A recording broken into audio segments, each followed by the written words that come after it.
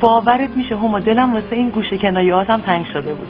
تو هی کنایه بزن هی من بیشتر انرژی بگیرم. چطوره؟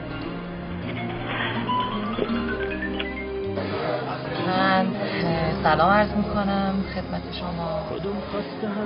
گفتیم که از دوران نوجوانی بگم. من دوران نوجوانی اصولا خیلی مثل پسرا بودم و خیلی شیطان بودم و بازی‌ها و تفریحاتم و اینها مثل بقیه دخترها خاله بازی و اینا نبود. یعنی تو کوچه فوتبالی بازی میکردم یا میرفتم پشت فرمون ماشین میشستم با اینکه قدم به کلاج و اینا نمیرسید. سعی میکردم که بخوام رانندگی یاد بگیرم. تفریح اینجوری بود، همیشه دست و پاهام زخم‌وزلی بود چون دم به دقیقه می‌خوردم زمین تو کوچه یا سگ و گربه‌های تو محل رو جمع می‌کردم می‌آوردم تو حیاط بهشون غذا می‌دادم، مامانم دعوا می‌کرد.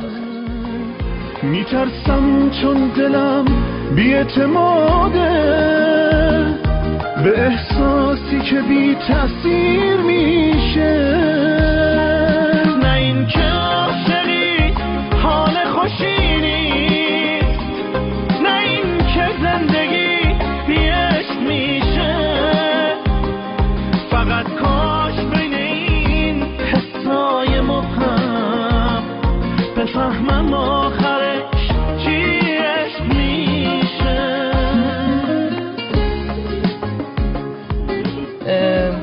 خاطرم اگه بخوام بگم، من چون همیشه وقتی که بچه بودم عاشق حیوان بودم، یادمه که یه روز بارون داشت میومد، ما شمالم زندگی می‌کردیم.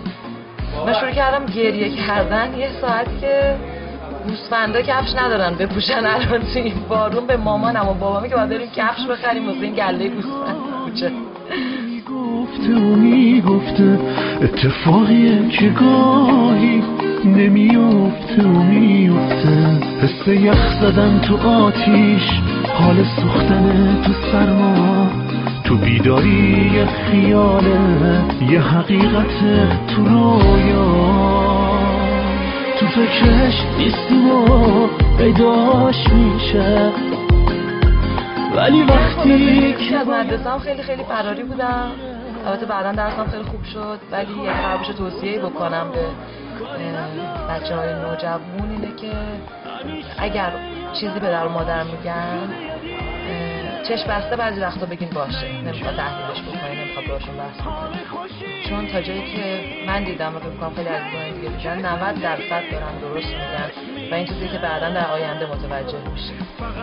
همین من فکر می‌کنم تو اون فقط باید اتفاق کرده حرف بزرگتر.